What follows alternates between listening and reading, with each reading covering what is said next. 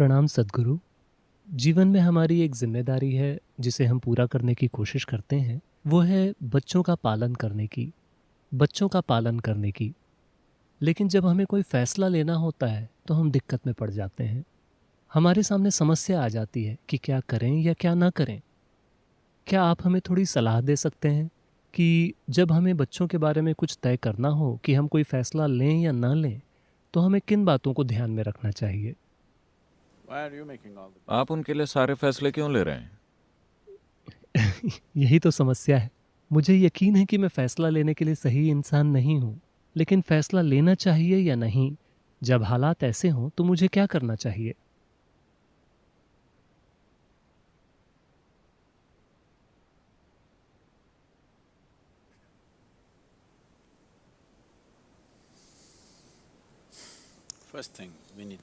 पहली चीज हमें ये समझनी होगी कि बच्चे आपके माध्यम से आते हैं, वो आपसे नहीं आते।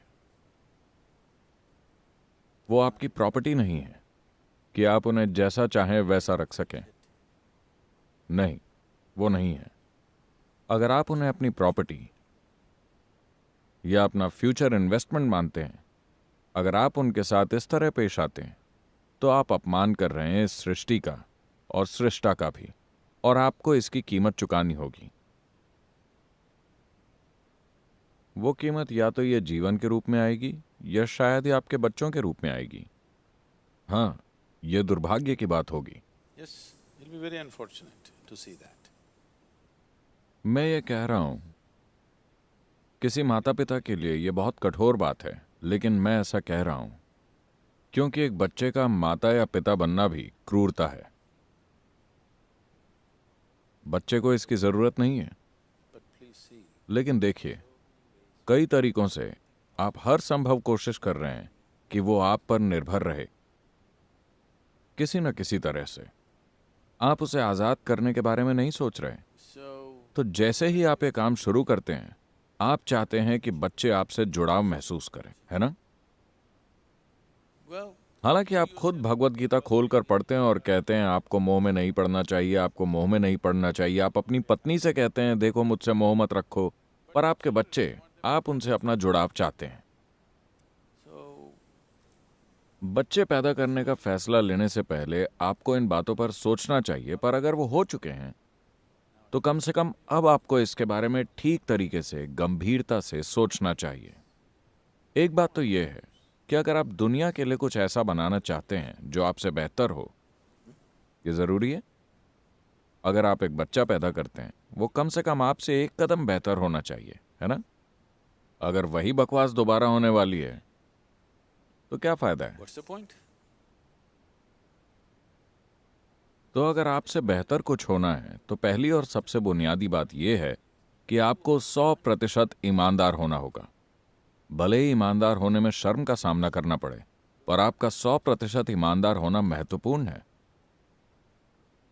अधिकतर माता पिता के लिए बहुत कठिन होता है, क्योंकि इसी जगह पर उनकी धौंस चलती है। उन्हें अपने बच्चों के रूप में बढ़िया श्रोता मिल जाते हैं। वो कहीं और बोलते हैं तो कोई नहीं सुनता। पर बच्चे 12 साल का होने तक तेरा खतरनाक है। जब तक वो 12 के होते हैं तब तक आपके पास बढ़िया श्रोता होते हैं। आप उसे भी खो रहे हैं। आजकल और भी पहले हो रहा है ना? आप इसे और भी पहले खो रहे हैं। तो वो कितने साल के हैं? 4। ठीक है, तब तो सुधार की गुंजाइश है। आपको ये करना ही होगा। उनका पालन करना बंद करें। उन्हें बस अच्छे साथ की जरूरत है, घर में घूमते हुए किसी बेहुदा बॉस की नहीं, है कि नहीं?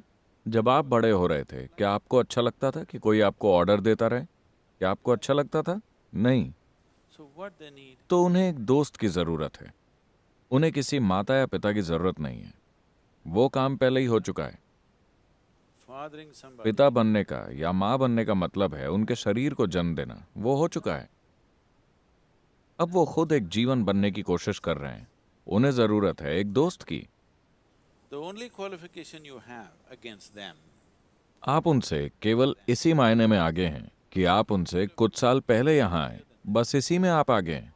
आपके पास और कौन सी योग्यता है? क्या आपको पूरा भरोसा है कि आप अपने बच्चे से ज्यादा समझदार हैं? Are you sure?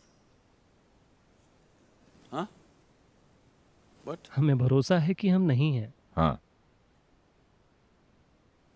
So, तो आपके समझने लायक सबसे अहम बात यही है कि आप उनसे केवल कुछ साल पहले यहां आए हैं। आपने बस इतना ही किया है कि आप कुछ साल पहले यहां टपक पड़े। इसके अलावा आपके पास कोई योग्यता नहीं कि आप उन्हें बताएं कि क्या करना है और क्या नहीं, है ना? लेकिन the other consideration दूसरा is, पहलू ये है कि अगर आप उन्हें नहीं बताते तो सड़कों पर उन्हें गैर जरूरी सलाहें मिलने लगेंगी। आपको बस इसी से उन्हें बचाना है। लेकिन अगर आपको उन्हें इससे बचाना है तो आप में इतना साहस होना चाहिए कि आप उन्हें इस तरह से पालें कि वो आपसे भी कोई सलाह न लें। आप कहते हैं मेरी बात सुनो, पर अपने दोस्त की बात मत सुनो, वो तुमको नशा करने को कह रहा है, उसकी बात मत सुनो। लेकिन दोस्त जो कह रहा है वो ज्यादा मजेदार लगता है आपकी बकवास की तुलना में। यही सच है ना?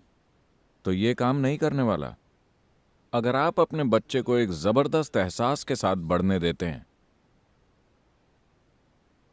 उसकी अपनी समझ और उसके अपने फैसलों के, then you will तो आप देखेंगे वो मदद लेना चाहेगा, क्योंकि उसे आसानी से यह एहसास हो जाएगा कि उसकी अपनी बुद्धि और समझ अभी हर चीज के लिए काफी नहीं है। लेकिन अगर आप उसे इस तरह पालेंगे कि उसे आपकी सलाह सुननी ही होगी, तो वो विद्रोही बन जाएगा। जब अच्छी बातें बताई जाएंगी तब भी वो नहीं करेगा, वो उसका उल्टा करेगा। कई माता पिता ये अनुभव कर रहे हैं, है ना? वो उसका ठीक उल्टा करना चाहता है, बस आजाद महसूस करने के लिए, क्योंकि उसे आजाद होने का मतलब ही नहीं पता। तो 4 साल की उम्र बुरी नहीं है। now. अब आप उनके साथ बस एक और इंसान के जैसा बर्ताव शुरू कर सकते हैं। मेरा बच्चा की तरह नहीं, मैं आपको बता दूं वो आपका नहीं है।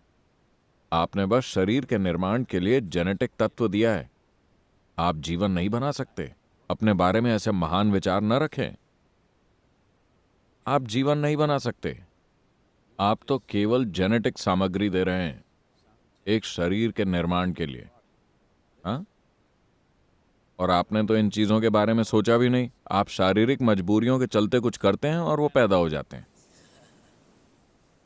Yes? So, तो ये बात समझ लीजिए कि बच्चे को आपने नहीं बनाया है। ये एक सौभाग्य है कि वो आपके माध्यम से आए हैं। इस सौभाग्य का आनंद लीजिए, इस सौभाग्य का सम्मान कीजिए, इस सौभाग्य का दुरुपयोग मत कीजिए। ये बहुत महत्वपूर्ण है। आपको ऐसा या वैसा क्यों पाला गया? आपको बड़ा होकर एक इंसान बनना चाहिए, है ना? दरअसल लोग कभी ऐसा माहौल ही नहीं बनाते जिसमें कोई व्यक्ति फल फूल सके। उन्हें वैसा ही पाला जाता है जैसा आप उन्हें बनाना चाहते हैं, वैसा नहीं जैसा उन्हें एक जीवन के रूप में होना चाहिए।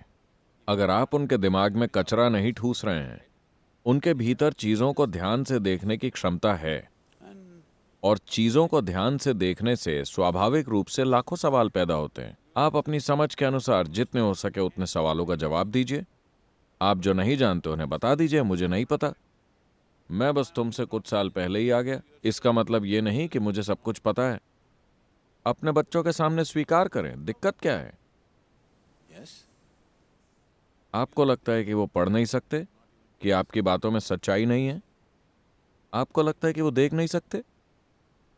अगर आपको लगता है कि वो देख नहीं सकते, तो मैं आपको बता दूं कि 10, 12 या 13 का होने पर अगर उनके भीतर कोई समस्या है तो वो आपके पास नहीं अपने दोस्तों के पास जाते हैं। क्यों?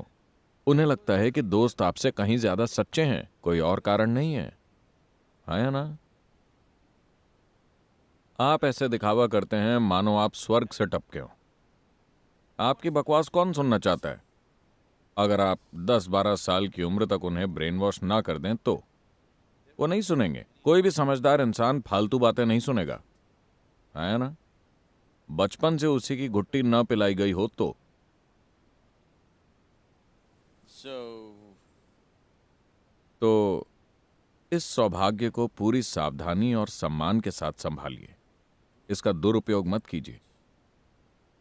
आपको बस उन्हें गलत प्रभावों से बचाना है, बाकी उन्हें आजाद छोड़ दीजिए। अगर आपको लगता है कि वो गलत रास्ते पर ही जाएंगे, तो ये आपका खुद का अनुभव होगा।